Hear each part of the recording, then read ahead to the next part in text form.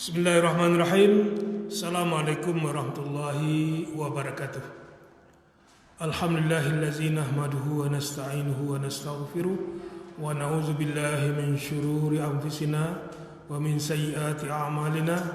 May yahdihillahu fala mudilla lahu wa may yudlilhu fala hadiya lahu. Asyhadu an la ilaha illallah wa asyhadu anna Muhammadan abduhu wa rasuluh la nabiyya ba'dah. Allahumma fasalli wa sallim wa barik ala sayyidina Muhammad wa ala alihi wa ashabihi ajma'in, amma ba'du. Bapak kaum muslimin sidang pendengar rahimakumullah, segala puji dan syukur marilah kita ucapkan kepada Allah Subhanahu wa taala yang selalu berikan taufik dan hidayahnya kepada kita bersama.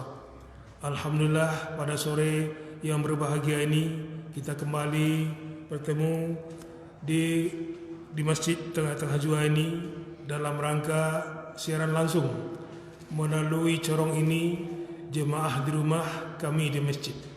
Kemudian siaran langsung melalui Facebook dan juga melalui YouTube Masjid Tengah Jua Bukit Tinggi.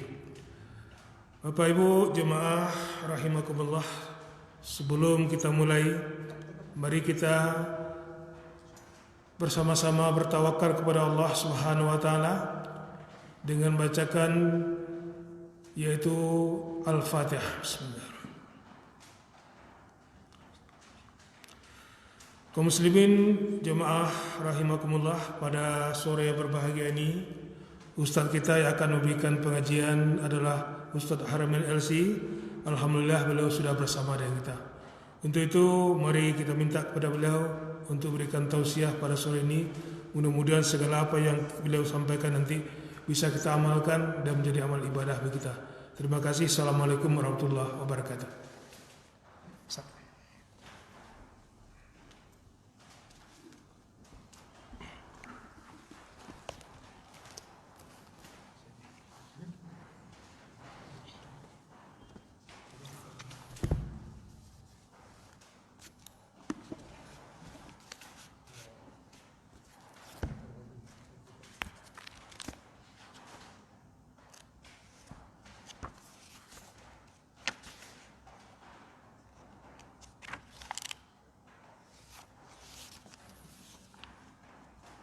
Assalamualaikum warahmatullahi wabarakatuh.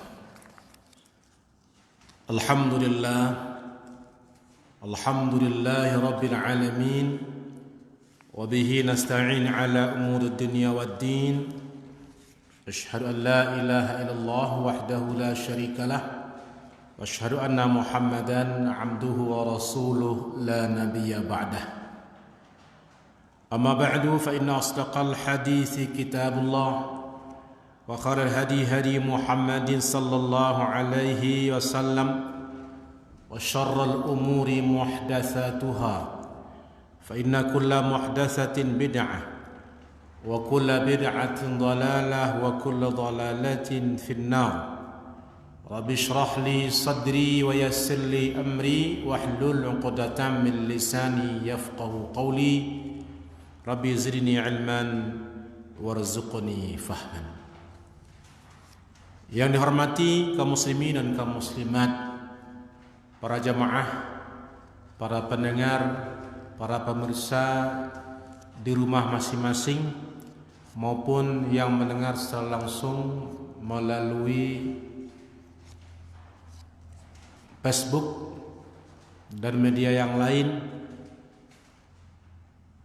Kita bersyukur Allah Subhanahu wa taala. Alhamdulillah, pada sore hari ini kembali kita diperjumpakan Allah Subhanahu wa taala dalam suasana yang berbeda daripada yang biasa. Namun mudah-mudahan walaupun kita tidak bertatap muka secara langsung, tetapi tujuan dari kegiatan kita ini dapat mencapai sasaran hendaknya. Kemudian sallallahu alaihi wasallam untuk Nabi kita Muhammad sallallahu alaihi wasallam. Bapak dan ibu-ibu, kaum muslimin, kaum muslimat, saudara dan saudari, para jemaah yang dimuliakan. Allah Subhanahu wa taala dalam surah Al-Baqarah ayat 155 berfirman, A'udzu billahi minasyaitonir rajim. وَلَنَبْلُوَنَّكُمْ بِشَيْءٍ مِنَ الْخَوْفِ وَالْجُوعِ وَنَقْصٍ مِنَ الْأَمْوَالِ وَالْأَنْفُسِ وَالثَّمَرَاتِ وَبَشِّرِ الصَّابِرِينَ الَّذِينَ إِذَا أَصَابَتْهُمْ مُصِيبَةٌ قَالُوا إِنَّا لِلَّهِ وَإِنَّا إِلَيْهِ رَاجِعُونَ.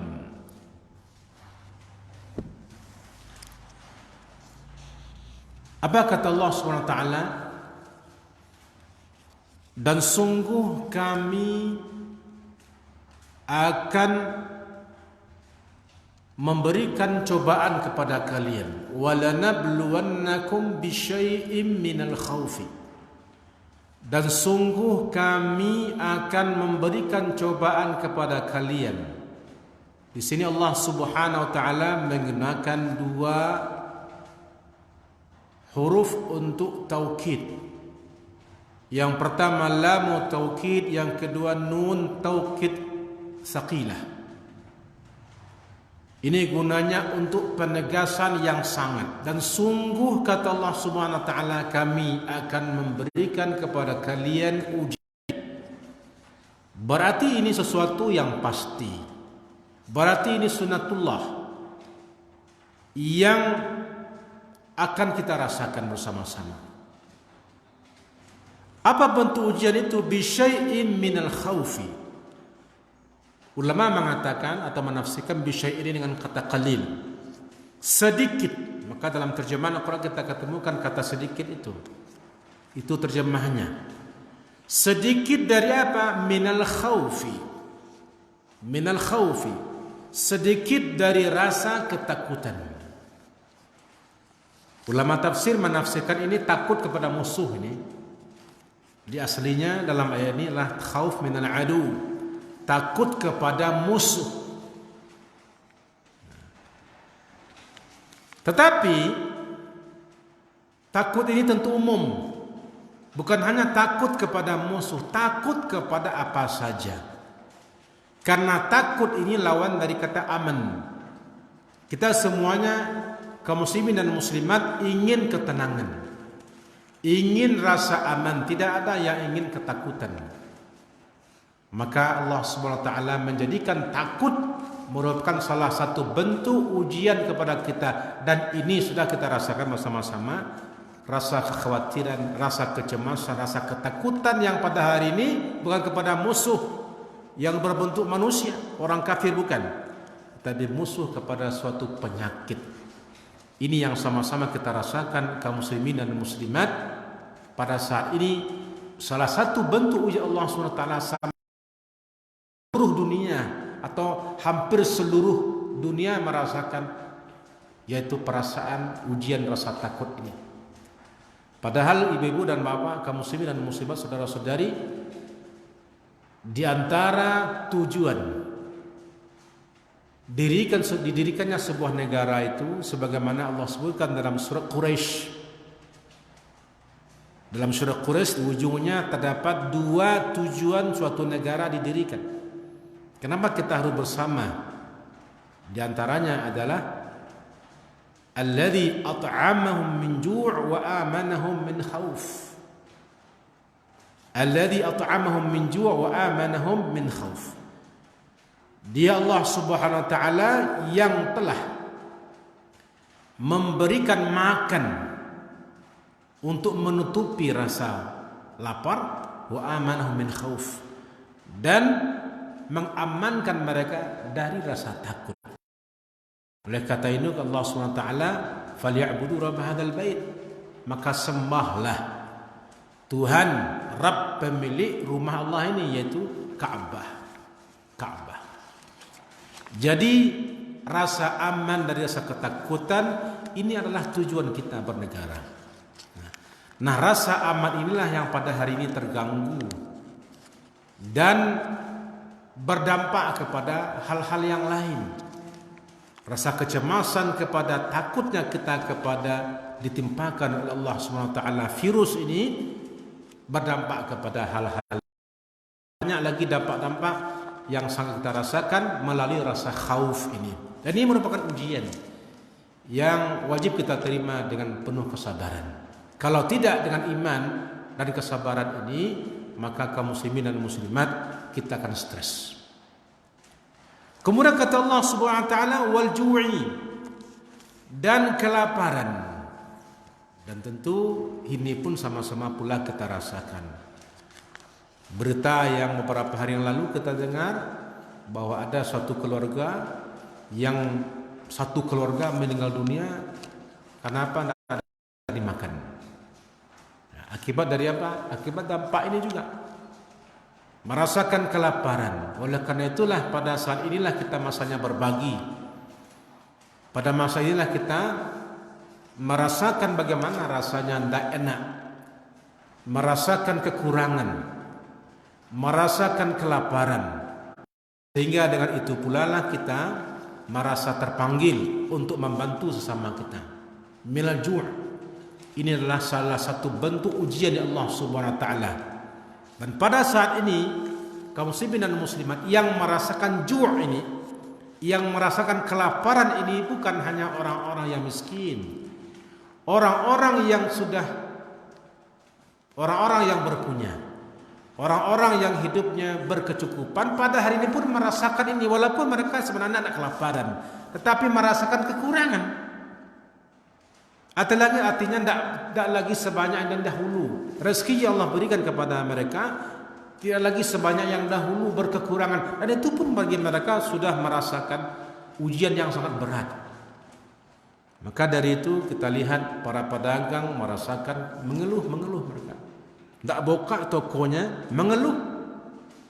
Maka mereka tu main kucing-kucingan dengan aparat untuk buka tokonya supaya dapat mencari sesuap nasi gitu katanya. Padahal uangnya mereka mungkin masih banyak simpanan. Tapi apa yang terasa kurang daripada yang lama. Itu berat bagi mereka.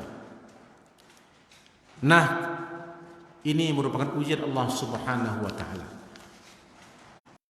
Amwal, kekurangan harta. Wa naqsimil amwal, kekurangan harta. Dan ini juga sama-sama kita rasakan pada saat ini. Semuanya merata. Semuanya merata merasakan ini. Dan inilah merupakan ujian yang Allah berikan kepada kita yang cukup berat kita rasakan. Wal anfusi was thamarat. Dan juga kekurangan anfus, meninggal dunia. Pada sampai hari ini untuk Indonesia sudah sampai 700-an yang tewas diakibatkan oleh virus corona ini. 700-an berita terakhir tadi. Dan ini merupakan suatu ujian kekurangan nyawa. Wal wasamarat, dan juga berupa tumbuh-tumbuhan, kekurangan buah-buahan. Wa basyir sabirin, kata Allah Subhanahu wa taala, maka beri kabar gembira. Dan berilah kabar gembira siapa? As-sabirin, orang-orang yang bersabar. Allah Subhanahu wa taala atau agama kita ini telah memberikan pengajaran yang sangat berharga bagi kita. Suatu resep yang Allah berikan kepada kita ketika kita menghadapi musibah adalah sabar. Wa basyir sabirin, dan berilah kabar gembira bagi orang-orang yang sabar. Apa itu? Siapa mereka? Alladzina idza asabatuhum musibah, itu orang-orang yang apabila mereka ditimpakan oleh Allah musibah, qalu inna lillahi wa inna ilaihi raji'un. Mereka berkata, sesungguhnya kami adalah milik Allah dan sesungguhnya kami kepadanya kembali. Ini ayat yang ke-156.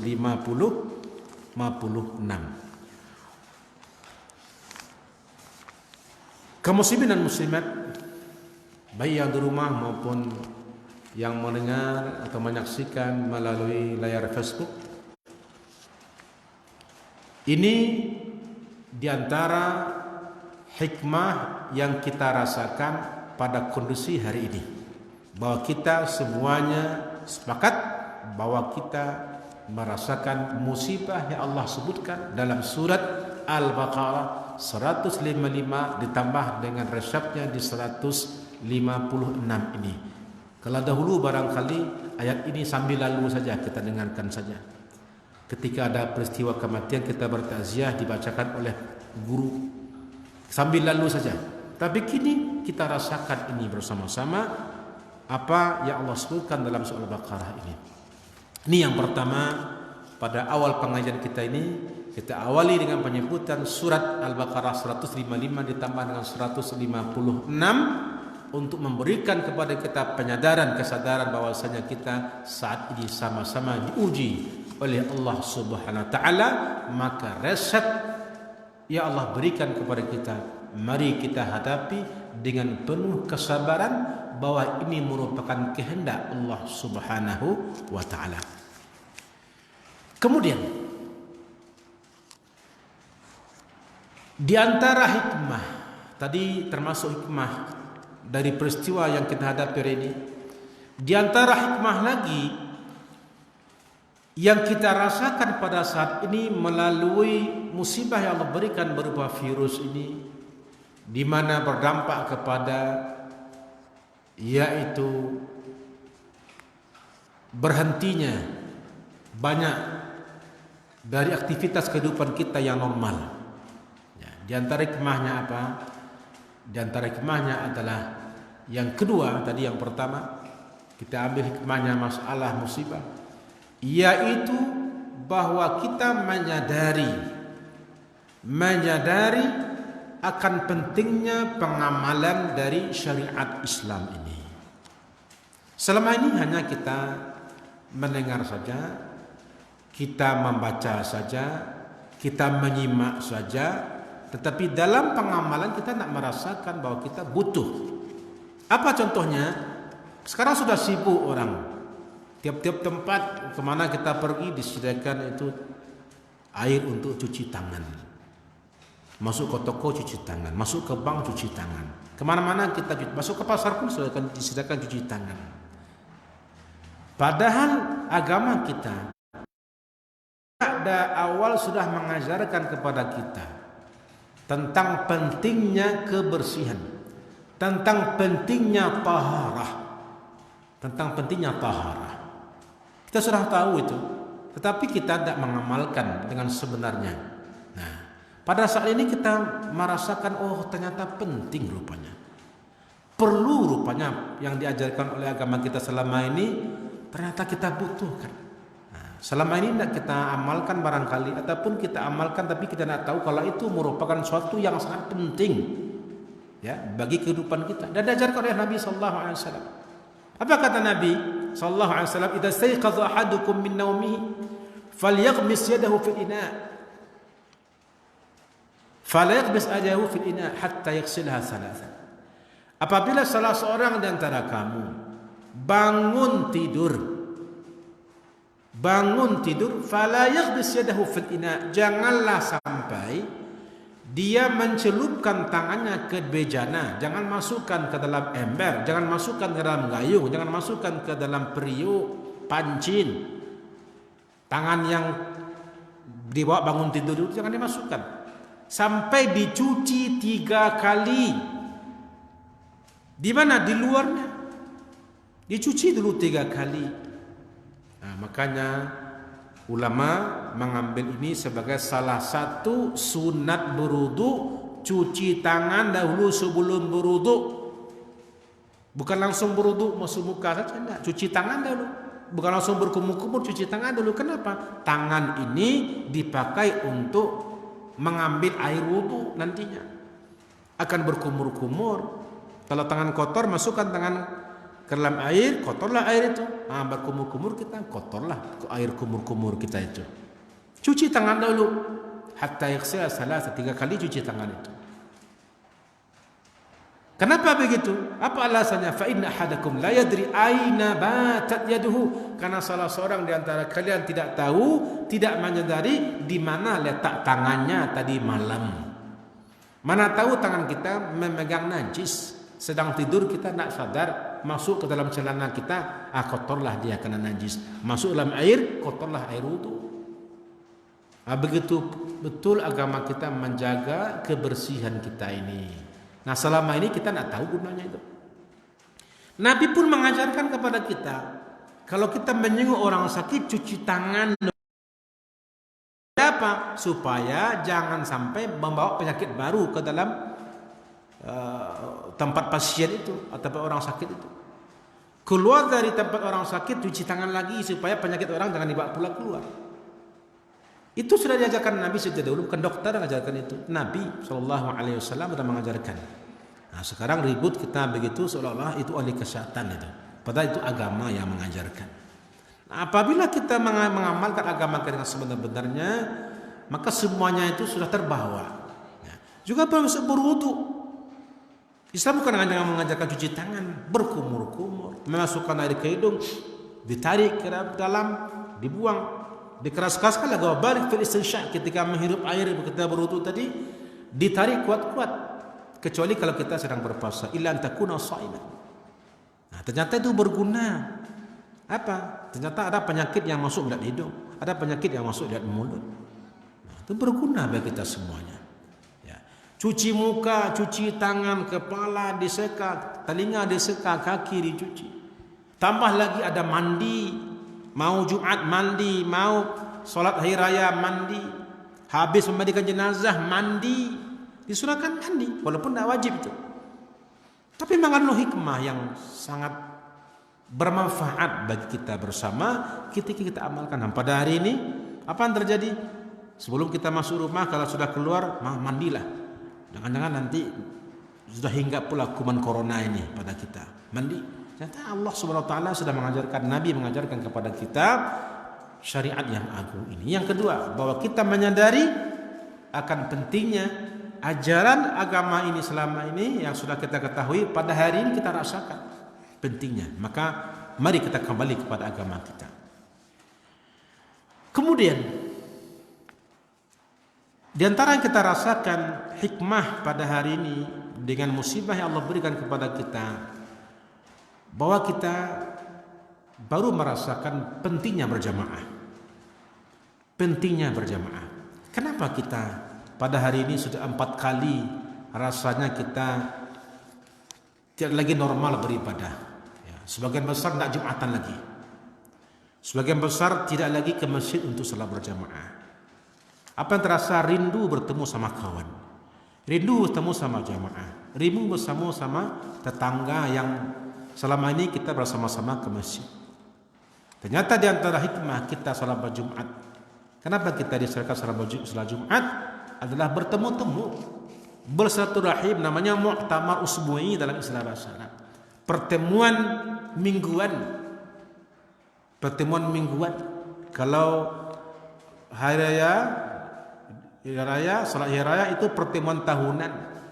Nah, kalau haji itu pertemuan internasional tahunan, itu internasional. Bertemu-temu kita sama kaum muslimin ini, saling bertukar pikiran. Ya. Ada biasanya orang-orang di kampung kita ini kalau Jumat itu pergi ke rumah ke kampung orang tuanya, ya, pergi ke kampung aslinya. Kalau dia tinggal di Bukit Tinggi, dia pergi ke kampungnya. Dia orang Sungai Pua, pulang ke Sungai Pua Jumatan itu. Orang Sungai Buloh pulang ke Sungai Buloh, orang Cengkaring pulang ke Cengkaring untuk Jumatan bertemu dengan orang-orang kampung. Apa hubungan kita? Terputus hubungan kita. Maka barulah kita merasakan akan pentingnya syariat agama Allah Subhanahu wa taala ini, di mana kita kaum muslimin dan kaum muslimat sangat butuh berjamaah. Sangat butuh berjamaah. Mudah-mudahan keadaan seperti ini akan sebab berlalu dan kita akan Allah kembalikan kepada kondisi yang normal dan kita sama-sama kembali meramaikan masjid Allah Subhanahu wa taala. Kemudian yang keempat, di antara hikmah yang juga kita rasakan bahwasanya alhamdulillah kita bersyukur, ghirah, semangat beragama khususnya bagi kalangan kita yang di Bukit Tinggi, di Kabupaten Agam, yang arah ke sini. Kita merasakan ghirah, semangat beragama sangat besar. Semangat beragama sangat besar. Maka kita tidak bisa menyalahkan sebagian kaum muslimin yang masih curi-curi untuk bisa berjumatan. Ada sebagian yang malah memanfaatkan musala untuk jumatan cuma sekitar 3-5 orang saja. Ditutupnya di kunci. Padahal itu musala bukan untuk jumatan biasanya. Tapi takut meninggalkan Jumat, maka curi-curi juga. Juga sebagian masjid juga masih ada berjamaah salatnya, salat berjamaah 5 waktu walaupun jumlah tidak banyak. Ya, lalu memprotes segala macam. Kita memang tidak bisa juga menyalahkan orang atau sebagian masyarakat yang demikian. Kenapa? Karena ada suatu didorong oleh semangat beragama ini. Bahkan bapak-bapak di kampung mengoceh. Apa nak munafi awak ada ustaz? Latiku kali anak Jumaid. Nah, walaupun mereka tidak mendasarkan kepada ilmu yang benar, tetapi semangatnya ada. Ini yang kita rasakan. Nah, berbeda barangkali di sebagian masyarakat. Ada sebagian masyarakat di tempat yang lain barangkali yang bagi mereka hari ini Senin saja. Oh, Jumat tidak Jumat sama saja, tidak berjamaah karena memang biasanya juga tidak Jumatan. Biasanya juga tidak berjamaah ke masjid, bagi mereka tidak jadi masalah. Tapi bagi yang sudah terbiasa jamaah, berbiasa ke masjid, yang sudah biasa Jumatan, bagi mereka ada suatu yang kurang, merasa berdosa. Nah, namun demikian tentu semangat yang besar ini tidak bisa hanya ditunjukkan semangat, tetapi harus dibarengi dengan ilmu yang benar, dengan ilmu yang benar. Karena ternyata ibu-ibu dan bapak yang dihormati, dalam beragama ini tidak cukup hanya dengan semangat saja, tidak cukup dengan rasa saja, tetapi di samping itu juga perlu ilmu yang benar, sehingga kita tidak merasa bahwa kita merasa berdosa meninggalkan masjid dalam kondisi seperti ini. Tidak perlu merasa berdosa karena kondisinya seperti ini. Nah, yang berdosa itu kalau kita dalam keadaan normal tidak ke masjid kita, tidak Jumatan kita dalam kondisi dalam keadaan aman, berdosa lah kita.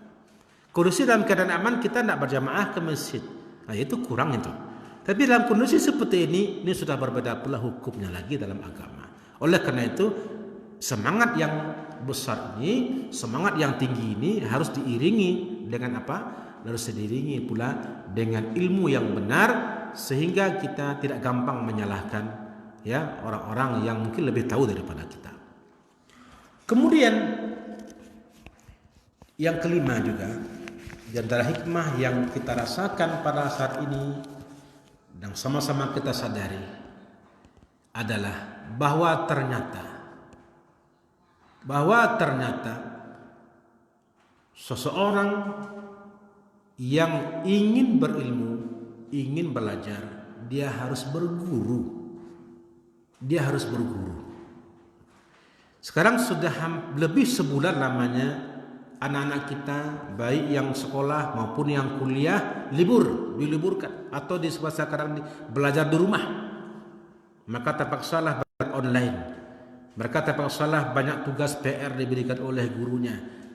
Lalu sehingga berubahlah orang tua menjadi guru sekarang ini. Dan ternyata apa yang terjadi? Guru orang tua pun tidak mampu, bingung, tidak mengerti. Ya. Dan orang tua susah mengelola anak di rumah. Yang biasanya dari pagi sampai sore anak keluar, kita aman-aman saja di rumah, tenang mengerjakan tugas kita masing-masing di rumah. Sekarang ini anak sudah di rumah, susah mengatur anak. Nah, ini kita rasakan kepada kita, oh beginilah rupanya guru di sekolah. Oh begini rupanya dosen di tempat kuliah mengajar anak-anak kita. Susah untuk mengelola anak-anak kita. Ya. Nah, kita baru sebulan saja sudah mengeluh, apalagi guru yang tiap hari mengasuh anak kita dalam seminggu, jam mereka banyak dengan guru. Nah, maka dengan merasakan kita sebulan pada hari ini mengalihkan diri kita, berubah kita ini menjadi guru sementara, mari kita menyadari bahwasanya memang perlu anak kita ini berguru perlu guru, maka timbullah rasa menghormati guru juga, menghormati dan menghargai guru. Ternyata tidak gampang. Maka perlu rasa terima kasih kita kepada guru-guru kita, dosen-dosen kita, ya. Maka tidak bisa dihargai dengan harta dan uang itu. Ya. Maka mudah-mudahan dengan adanya kondisi seperti ini yang kita rasakan, selepas dari musibah ini anak-anak kita semakin hormat kepada gurunya, kemudian orang tua pun memuliakan guru dari anak kita, dan dengan demikianlah akan menjadi generasi-generasi yang sukses dalam menuntut ilmu. Bahkan ada seorang profesor yang dengan terus terang dia mengakui bahwa dia profesor, ketika anaknya pada hari ini sudah dirumahkan, belajar di rumah, angkat tangannya, tidak mampu dia. Padahal dia seorang profesor. Padahal dia seorang profesor itu, ya, apa yang tidak punya bagi ilmunya, tapi dia tidak mampu mengajar anaknya, harus berburu keluar. Nah ini, maka dari itu mudah-mudahan dengan proses seperti ini seluruh kita merasakan yaitu rasa simpati dan juga empati kepada guru-guru kita. Anak-anak kita juga merasakan butuhnya kepada guru. Tidak bisa kita belajar kepada benda mati HP ini, tidak bisa. Tidak bisa, tidak efektif. Harus berguru, bertatap muka dengan guru, bertanya langsung dengan guru. Tidak bisa pakai HP itu, tidak bisa. Maka guru tidak bisa tergantikan dengan HP itu selama-lamanya. Yakinlah itu. Ya, harus berguru kepada manusia. Oleh karena itu Ustaz Bakhtiar Nasir ketika ditanya oleh orang, Ustaz, tolong tunjukkan kepada saya di mana anak saya bagusnya pergi masuk sekolah. Kata Ustaz tadi, ibu maunya sekolah yang bagaimana? Oh, sekolah yang fasilitasnya cukup, ada lapangan olahraganya, ada labornya, ada itunya. Apa kata Ustaz itu? Anak ibu mau belajar sama lapangan, labor, atau belajar sama orang? Sama orang. Maka jangan lihat lapangannya, lihat orangnya. Siapa gurunya? Jangan lihat fasilitasnya. Jangan lihat sarananya, orangnya, gurunya siapa. Maka berguru ke orang, bukan guru ke benda. Nah ini penting untuk sama-sama kita sadari melalui proses yang terjadi pada hari ini, musibah yang Allah timpakan banyak, ya, pelajaran-pelajaran yang akan kita rasakan. Kemudian berikutnya juga ibu-ibu dan bapak yang dimuliakan, pada kesempatan ini melalui mimbar ini mengajak kepada kita semua, mari kita bersama-sama menghadapi musibah ini dengan penuh kesabaran, penuh ketawakalan, dan mari kita taati ya, apa yang sudah diamanatkan, diberikan maklumat kepada kita oleh pembesar-pembesar kita, demi untuk kita bersama untuk hifdzun nafsi, menjaga jiwa kita, menjaga jangan sampai kesehatan kita terganggu, dan jangan sampai puja jiwa kita melayang. Ya. Dan mari sama-sama kita ambil hikmah yang sangat berharga dari peristiwa pada hari ini. Kita ambil apa pelajarannya, mudah-mudahan setelah kita lepas dari musibah ini, kita menjadi insan yang lebih baik daripada yang sebelumnya. Diiringi dengan doa Allah Subhanahu wa taala, semoga kita cepat dilepaskan dari musibah ini. Kenapa? Karena musibah ini adalah milik Allah. Milik Allah. Dan yang akan mengangkatnya juga Allah Subhanahu wa taala. Yang memberi Allah, dan yang akan mengangkat juga Allah Subhanahu wa taala. Oleh karena itu ada doa, Allahumma idfa'anna al-bala wal waba wal fahsya wal munkar. Ya Allah, angkatkanlah dan jauhkanlah, tolaklah dari kami al-bala, malapetaka, wal waba, wabah, penyakit menular, wal fahsya, perbuatan keji, wal munkar, dan perbuatan munkar. Dia sama-sama kita berlindung kepada Allah SWT. Maka mudah-mudahan musibah ya Allah timpakan kepada kita sebagai musibah ini cepat diangkat oleh Allah Subhanahu wa taala. Berdoa kita bersama-sama. Dan apalagi kalau sudah kita berserah diri kepada Allah Subhanahu wa taala, berinabah kepadanya, insyaallah Allah akan mengabulkan doa kita. Maka kesimpulan dari yang kita sampaikan pada sore ini, pertama, bahwa ini adalah merupakan musibah yang harus kita terima dengan penuh kesabaran. Dan yang kedua, kita merasakan pentingnya berjamaah. kita merasakan pentingnya berjamaah. Oleh karena itu, selepas dari musibah ini, mari kita ramaikan masjid, mari kita ramaikan musalla, kita berjamaah ke masjid, mengikuti pengajian, melaksanakan salat Jumat dengan sebaik-baiknya. Karena kita merasa katanya kita butuh untuk salat Jumat, kita butuh salat berjamaah, kita butuh bertemu bersama-sama. Kemudian yang kita rasakan juga hikmahnya, bahwasanya ghirah keagamaan sangat besar bagi kita, tetapi ghirah semangat beragama hendaklah juga diiringi dengan ilmu yang benar, supaya kita tidak beragama hanya dengan perasaan saja, tetapi harus dengan ilmu yang benar.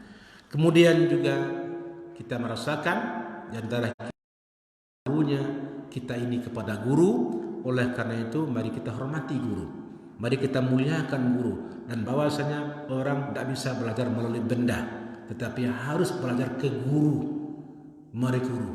Oleh karena itulah Nabi kita SAW setiap bulan Ramadan dikunjungi oleh malaikat Jibril. Untuk apa? Bertadarus. Dan Jibril ketika itu menjelma bentuk manusia. Diperbaiki bacaan Nabi melalui malaikat yang berbentuk orang. Nabi saja berguru. Nah ini, oleh karena itu kita harus menghormati guru kita, merasakan simpati kepada guru kita, ya, karena kita ternyata tidak mampu untuk menjadi guru untuk anak-anak kita juga tidak mampu. Kemudian barangkali juga dengan adanya kita berkumpul bersama-sama dengan anak-anak kita, dengan istri ataupun suami kita, keluarga-keluarga dekat kita yang selama ini kita jarang berkumpul bersama-sama, pada hari ini berkumpul bersama-sama, mudah-mudahan semakin erat hubungan silaturahmi kita di dalam keluarga, semakin harmonis kita dalam berkeluarga, dan mudah-mudahan kita menjadi keluarga-keluarga yang bahagia dengan izin Allah Subhanahu wa taala. Barangkali itu saja dapat saya sampaikan pada sore hari ini. Mudah-mudahan bermanfaat bagi kita bersama, dan selamat melaksanakan pada puasa dan selamat berbuka pada hari ini. Mudah-mudahan puasa kita diterima oleh Allah Subhanahu wa taala. Fa'tabiru ya ulul absar la'allakum turhamun. Assalamualaikum warahmatullahi wabarakatuh.